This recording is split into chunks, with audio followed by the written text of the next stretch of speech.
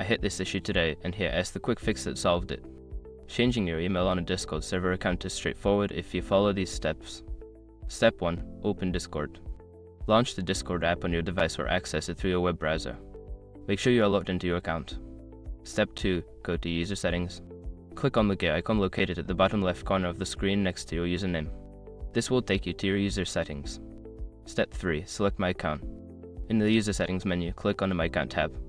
This section contains all your account details, including your email address. Step 4. Change your email. Click on the Edit button next to your email address. Enter your new email and confirm it. You may need to verify your current password for security purposes. Step 5. Verify your new email. After changing your email, check your inbox for a verification email from Discord. Click the link in the email to finalize the change. If you don't see it, check your spam folder. Remember, if you run into issues, sometimes the verification email can take a few minutes to arrive.